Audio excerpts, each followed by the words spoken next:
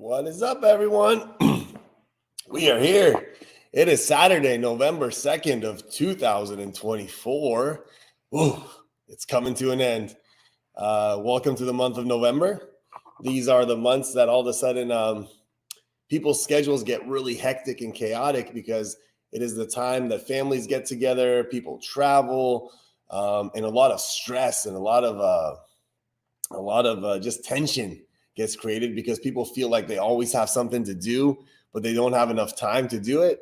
And of course, we have a lot of individuals that struggle with just families in general. You know, there's a lot of dynamics and relationships. And hey, what's up, Jessica? Hey, this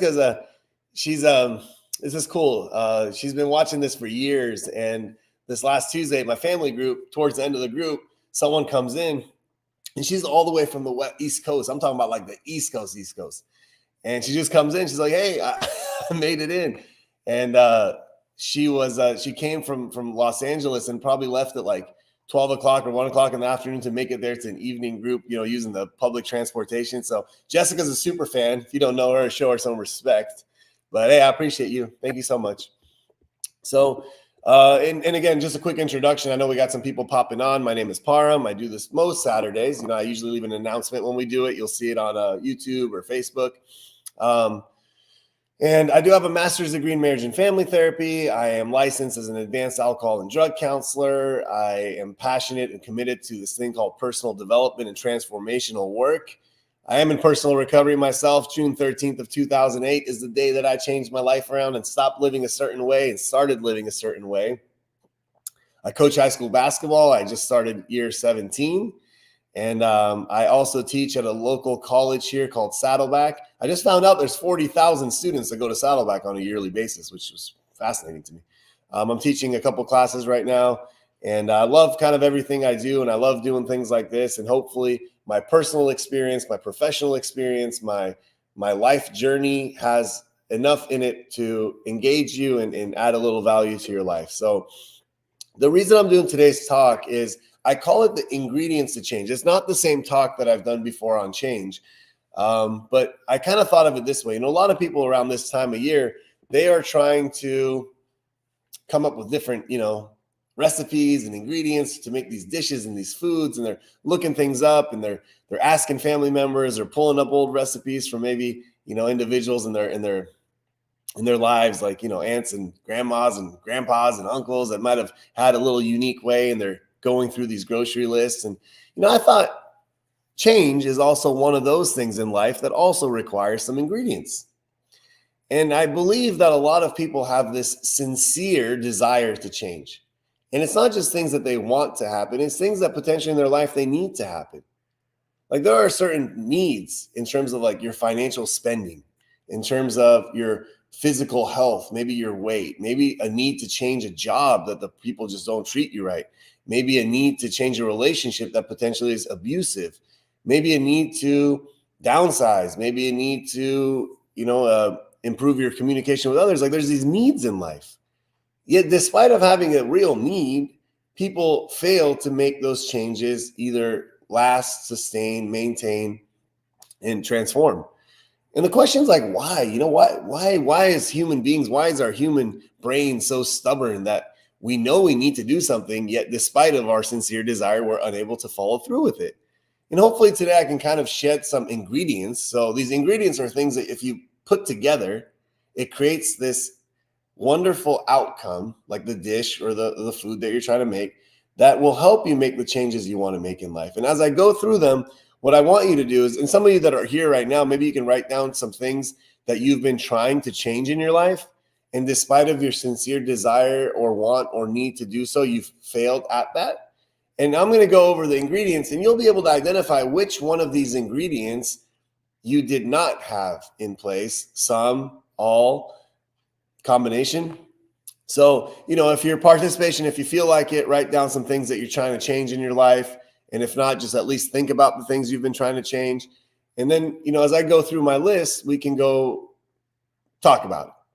And good morning to people that are popping up. Faye, what is up? Jadajan, what is up? We have all these wonderful people here, and I know more people come on. And the thing about this is kind of nice is a lot of people watch this on recording later, and they can't actively participate in the conversation. But so what we want to do here is let's just get right into it, and let's start talking about the ingredients for change.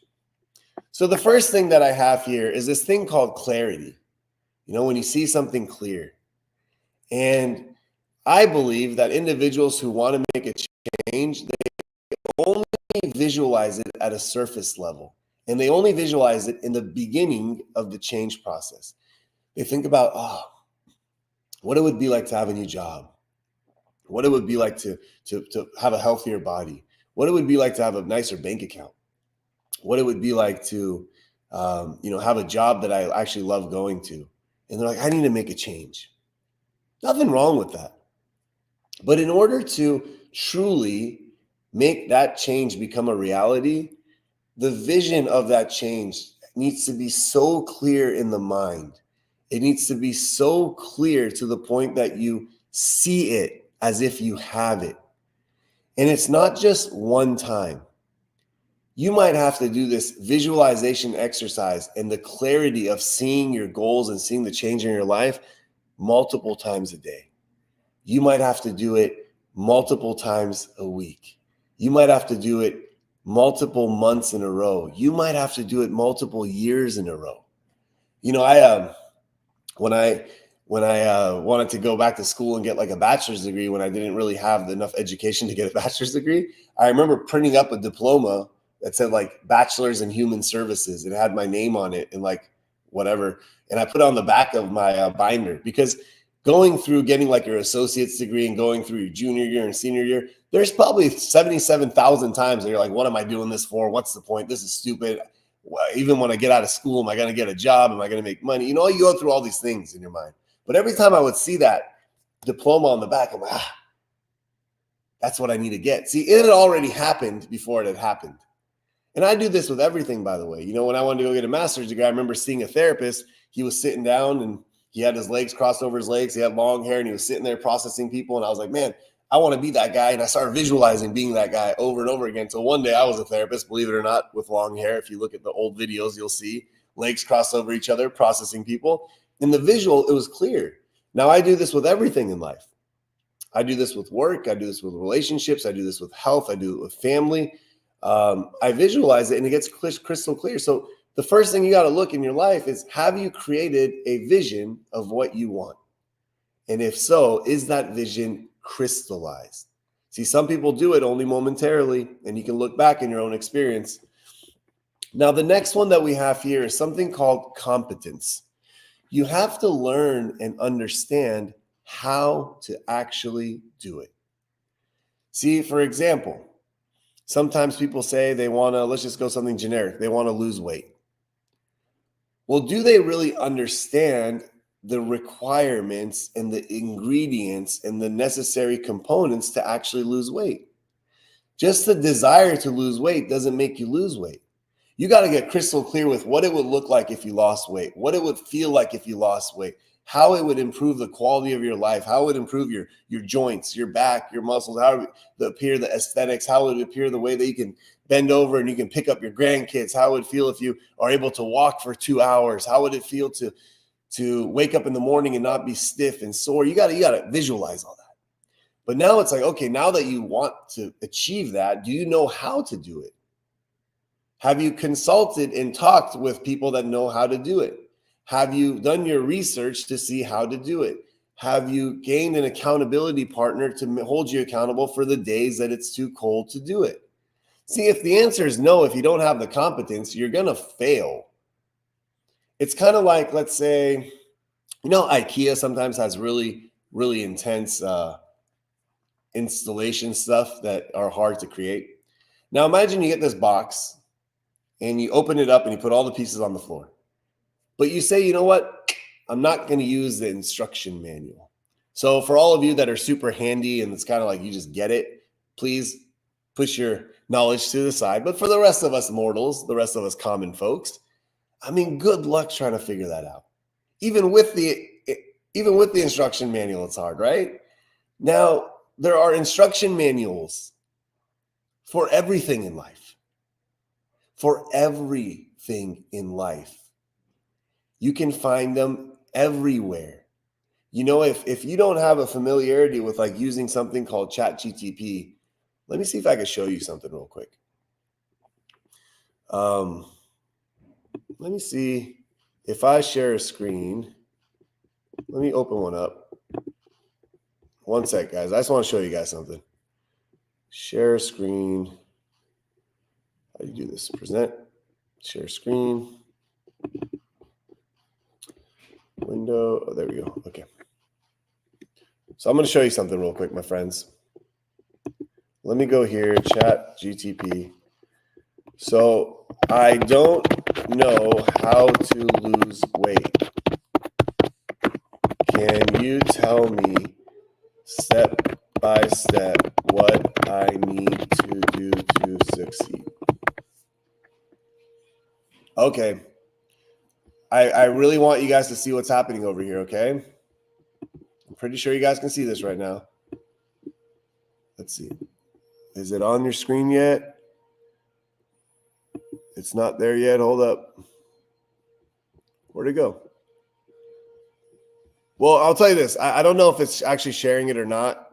I tried to do it in real time. I'm going to read you guys what it said, okay? Just to show you how easy it is to gain competence in today's world. So what I did was I wrote to ChatGTP, I don't know how to lose weight. Can you tell me step by step what I need to do? ChatGPT said, absolutely. Here's a step-by-step approach to guide you through your weight loss. Set clear and achievable goals and lose 1 to 2 pounds aiming for your target weight, blah, blah, blah. Create a calorie deficit. It tells you what that is and how to do it. Follow your meal plan. It tells you what it is. Track your progress. It tells you how to do it. Stay active. It just says aim for at least 30 minutes of exercise 5 times a week. It's not telling you to get crazy.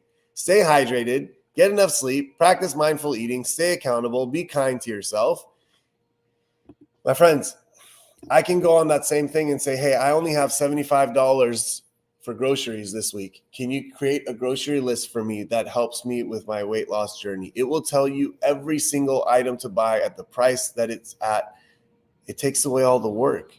So can you gain competence? If you're trying to get sober, if you're trying to get healed from your trauma and you don't know what to do, stop trying to do it by yourself. Get competence. Ask people who have done it. People that know the way, show the way, go the way. Why are we so stubborn as people that we try to do things on our own, fail time after time after time after time? When are we going to just ask somebody who has done what we want to do and say, please, how do I do it? I don't know, man. Competence is an important thing. Now, the next one is something called concentration. Why do I put this as one of the ingredients necessary to make change? Is because we live in a hyper connected world with constant distractions. I was doing this talk for our program participants this morning, and I'm talking about how do you change your life? I mean, these are people that have literally come to a place, a facility like ours to change their lives. And I'm talking about a talk on how to change your lives. But as I'm watching the computer screens, every 7 or 8 minutes or every 7 or 8 seconds or every 2-3 minutes, somebody goes like this. And they put their phone down and they listen. And I'm talking about, how important it is to free yourself from distractions. They go like this and they're like swiping. And you can just tell they're doing the death swipe. They're just kind of like going. The concentration muscle's weak. It's really, really weak, my friends. And unless you can concentrate, like sustain concentration on what it is you're trying to achieve, the ability to do so, the ability to succeed becomes smaller and smaller and smaller and smaller. I mean, how many times have you actually sat down, for example, to gain competence on how to successfully make the changes I want to make in my life, and sat there for hours, sat there for days? And you might say, I don't have hours, I don't have days, but we're going to talk about how to make those things happen. I'm not saying to sit there for 48 hours straight, but I'm saying sit there for 2 hours for 20 days straight and create 40 hours, right? And you might say, I don't have 2 hours. Man, then you don't want it that bad. You literally don't want it that bad, because if you had a crystal clear idea of what it is you want, you will create that time. And concentration is really important. The more you concentrate, the more you're able to concentrate. It's a muscle. The more you concentrate, the more you're able to concentrate. And it unleashes the creative potential of your mind. And we go into this next thing called common sense. When you're trying to make changes in your life, you have to practice some common sense. And here's what I'm talking about. If you're trying to make a change in this direction, and something you're doing is going to take you to this direction, and you choose to go to this direction, it's common sense that you will not be able to achieve your change. It's kind of like saying, I have a goal to go to somewhere in the east. And as I drive to the east to get to my goal, I decide to go straight north. And as I drive to go to the north, I realize, oh my God, I didn't get to the east. Well, no shit. I mean, how much common sense does it take to understand these kind of things?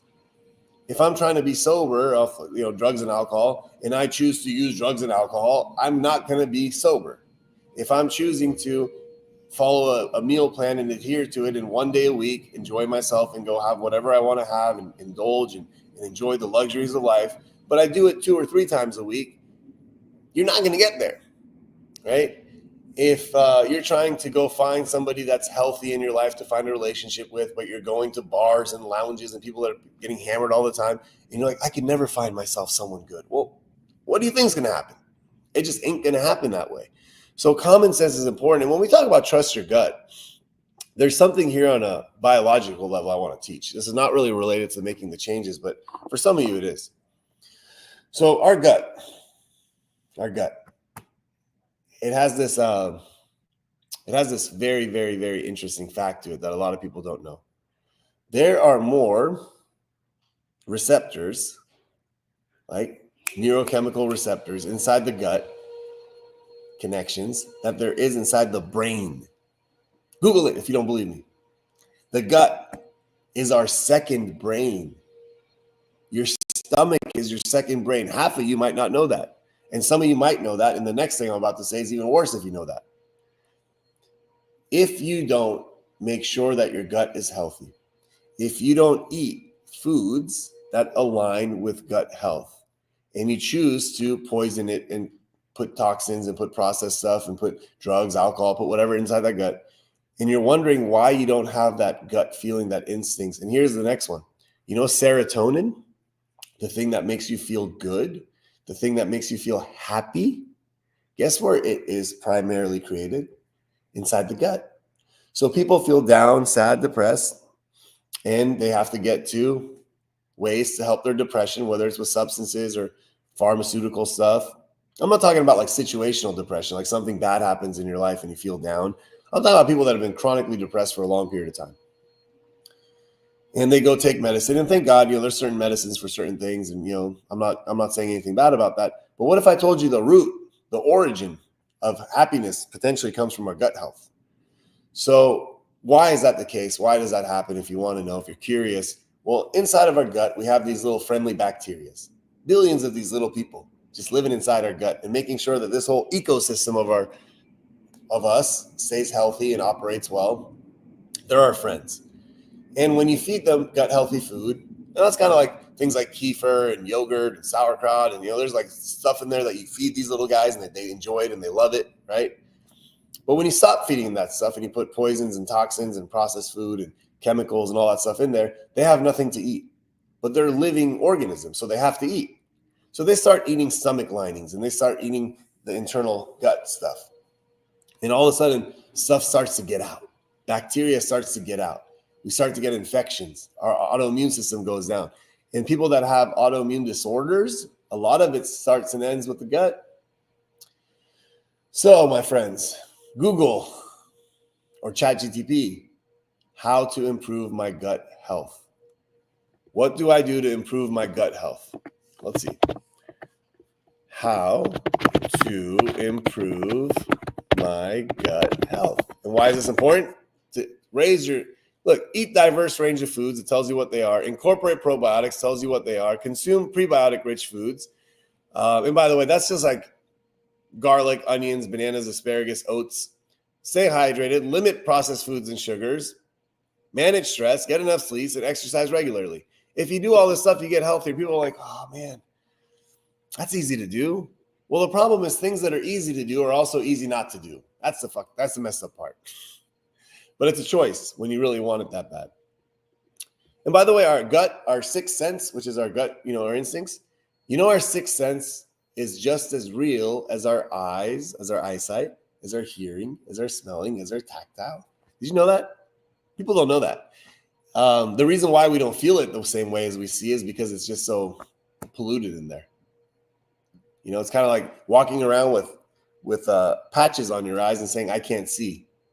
Well, walking around with a gut that's not healthy is saying, I can't tap into my sixth sense, my intuition. So the next one we have is something called creativity. You got to find ways to succeed. And oftentimes the number one, if we're playing Family Feud and they say, what's the number one reason people fail to accomplish their goals and dreams? You know what they say? I don't have time. Man, what a cop-out that is. I don't have time. I don't know, what age demographic or what range is watching this right now, but let's just say the standard pot. So if we have a standard deviation, most of society, if you go on your phone, okay, and go look on your screen time and go look on Instagram, Facebook, TikTok, Netflix, Hulu, all those kind of things, and look how many hours in a day that you were on the screen. And this could also include laptops and, all that kind of stuff like that. But look at it. There's a very high probability, at the minimum, there's going to be a two-hour time frame. And that's a minimum. High school kids, it's about 7, 8 hours. But let's just say 2 hours. Now you get 2 hours and you multiply that by 7 days a week, which people actually rev up on the weekends. But you multiply that by 7 days a week. That takes you to 14, let's say 15 hours. So somewhere between 15 and 20 hours a week, you look on that, okay? That's a part-time job. It's a part-time job. If you took 15 hours a week and you dedicated and devoted it to the changes you're trying to make in your life, my friends, you will make those freaking changes. So don't tell me you don't got time. It's an inability to prioritize time. I've been coaching basketball, like I said, for 17 years, and Coach Barnett, which is one of my mentors and one of my heroes, he's been coaching there. He's the head coach. He also teaches there government history. He has a lot of kids, and they're all actually really successful, and all of them played a lot of sports. Okay, I'm talking about like heavy sports, high level sports, travel sports. And I'm thinking, he's got like 6 kids, right? Like, 5 of them played sports like significant amount of their lives. One of them still plays a lot and travels a lot. I'm like, Coach, how the heck did you do this? I mean, how did you manage these practice schedules? I mean, these guys are school teaching. He's a teacher. His wife's a teacher. I'm like, after school, what do you do? He's like, man, that was the hardest thing in my life. What I had to do was, we had this master calendar. Me and my wife, it was like an operational thing. It was a logistic operation thing. And he said, the best way I can manage it, the best way I can control it was I just volunteered to coach all the teams. And I'm like, man, that's so much coaching. He's like, I know, but if I'm the head coach of all these different teams and all these different sports, or at least an assistant coach, I can control the practice schedules. So I can go plug in the practices according to the other practices, according to our free time and this and that. And like what one ends over here, one ends over there. This one picks up this one. The amount of creativity necessary to make that happen. Now, all the kids are in all of these awesome universities. All these kids are in all these, they're doing well in life. And he was creative at the end of the day. He didn't say, I don't have time. This is not going to happen. It's impossible. You find a way through creativity, and creativity is a powerful thing. And again, I really believe that if you want the changes that bad in your life, you're going to get creative for it. At the minimum, the easiest thing somebody could do is wake up 2 hours earlier. And you might say, whoa, I like my sleep too much. Okay, then you don't want your change that much.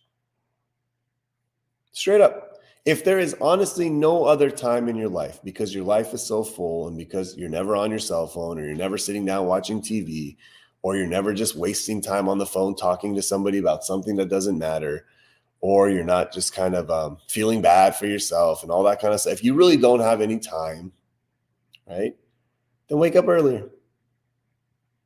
You don't, you can't, you can. Is it hard? Absolutely.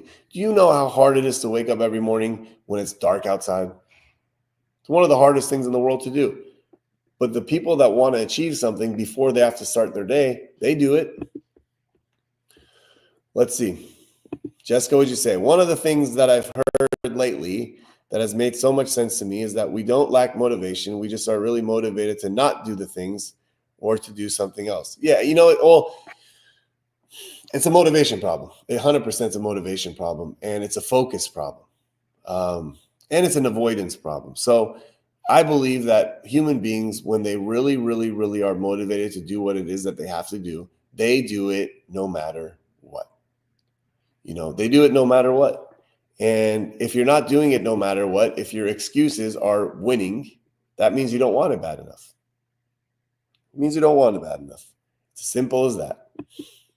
The next one you have to have is consideration, and consider your past experiences. So what you want to do in life is you want to take a look at your life and look at all the changes you've ever wanted to make, and you failed at making those changes, right? And I don't even believe in the fail. If you learn from failure, it's the greatest lesson in life. But you were not able to succeed at making those changes. We'll use that word. All of the answers that you need to know why it didn't happen exists within your own past experiences. It's not in a talk like this. It's not in a textbook. It's not even on ChatGTP. You look at your own experiences and consider them. What happened? Why did I say I wanted to do this, but I wasn't able to? Look at it. There's something in operation. So, my role, chief operating officer, it's a fancy role, but all it does is it just manages something. And one of the things people do when there's a problem, they do something called a root cause analysis. You know what a root cause analysis is? You look at the problem and say, why did this happen? And you come up with an answer. Once you have that answer, you ask another time, why did that happen? And it goes down and it finds an answer. And once you find the answer, you say, okay, we got this, but why did this one happen? And you brainstorm and you troubleshoot and you find the answer. And once you get to that, you say, why did this happen? By going through this process, typically 5 times, you typically get to the root cause of the problem. And it's not to put fault or blame on anybody. It's to identify what went wrong and why it went wrong, and to make sure it doesn't happen again. Now, you might go through a problem in your life and you say, it just didn't work out. I'll get to it next year. All right, cool. Can you imagine operating something like a business or something like that? And it's like, it just didn't work out. I'll try next year. No, root cause analysis. It's important. Why? And consider your past experiences, and the answer's right there. The next one is consistency. I mean, I hit this home every single week almost. People want above average lives with ordinary work ethic. People want to get to the top of the mountain, but they don't want to climb. People have uphill dreams, but they have downhill habits. I mean, I could just keep going and going and going. If you really want something in life to happen, you must do something for that change every day. Yes, every day. And you might say, man, why are you so intense? Why are you so extreme? Well, look at it. The things in your life that you're trying to change, don't you do those things every day? Every day you do the things that you're trying to change. Well, if you're trying to change them, then every day you have to do something that's opposite, opposing that action in order to make the change happen. If you just do it 2 days or 3 days and do the other one 2 or 3 days, it neutralizes each other out. It's like taking 2 steps forward and feeling good, and then taking 2 steps back and saying, 2 steps forward and yeah, I'm doing it. 2 steps back. You do that over and over again. It's same shit, different day. Groundhog's Day. Nothing changes. At the minimum, take 4 steps forward, 2 steps back. So at least you gain two steps. It's really important, and people really struggle with that everyday concept. But my hope is that you try something at least most days of the week. My minimum would say 6 days a week. And you're like, wait a second, but that includes Saturday too? Absolutely. Look what I'm doing on a Saturday. Saturday, why not Saturday? If anything, that's a good day to double down. You're not working that day. Saturday, you have the opportunity to be more productive, to get more done, and then go rest on Sunday. Do what you got. Reflect on Sunday. Be passive, but still be active. So you can be like resting on a Sunday, but looking back at your week in order to set yourself up for success for the upcoming week. You can be resting on Sunday, your physical body, so you can start working hard on Monday. So you can still make your Sunday beneficial to your success. You could be learning something on Sunday so you can apply that knowledge on Monday. Right? You could be prepping some meals for yourself on Sunday so you know what you're eating Monday, Tuesday, Wednesday. So when Monday comes around, you're like, I don't know what to eat. I'll just DoorDash. I mean, come on. When are you going to consider your past and learn what you got to do? The next one is commitment. I've done talks on this one extensively. It is one of my favorite topics because I always say any fool in the world can start something, my friends, but not many people finish what they start, let alone finish it with integrity and all the way through the finish line. We just don't do it. So commitment starts when your enthusiasm ends. When you get a new job, you're excited. When you start a new class, start school, you're excited. When you start a nutrition plan, you're excited. When you start going to the gym, you're excited. When you start a new dating relationship, you're excited. But eventually that initial excitement wears off. Can you stay motivated? Can you start doubling down? Can you start committing to that job, to that diet plan, to that class, to that exercise plan, to that person once the enthusiasm goes away? Those who can succeed and those who can't start over again. And you got to consider your past. How many times have you started over? Oh man, there we go. JR. It is the best prep. Meal prep on the weekend is the best. And by the way, this is someone who knows the way, shows the way, goes the way. He's a family man, awesome father, great husband, successful business guy. And he talks about the same stuff I talk about. Find him somewhere on your socials and follow him. He's funny as hell too. He's a funny Italian guy with Italian sausage fingers. Just a good human being. But check him out. And sometimes, by the way, meal prep, even for families, you could do this. Even with children, you can meal prep. You legitimately can. It's like, if that's what everyone does, then that's what everyone does. And sometimes you can go Sundays and Wednesdays. That's kind of what a lot of people do. But it's fun. Get everyone involved. Do it. Why not? And the next one I have here is something called, it's the last one actually, it's courage. I have to talk about it because making changes in life is scary. It just is. It's the fear of the unknown. Because what if I can't make the change? Or what if I do make the change? What's going to happen then? So in order to succeed at change, you got to demonstrate some freaking courage. You got to do something you're uncomfortable doing. You got to do something you're afraid of doing. You got to live beyond your excuses. You got to live beyond your comfort zone. You got to live beyond your fear. And if you do so, on the other side of that is the change that you desperately want and desperately need. Because if it wasn't, if you already had it, you already had it. So it must be somewhere else. And it's on the other side of fear. So have some courage, do it. Today I shared with you the ingredients necessary to make the change you want to make, hopefully coming up in the upcoming days, weeks, months. And this year, make the change last. So next year, when we're here talking again, you say, you know what? I use those ingredients. I used that recipe. I made the change I wanted to. And now I have the motivation and the tools to make the next change in my life. And for that, I'm grateful. So I love and appreciate all of you. I will see you back next week. Bye, everyone.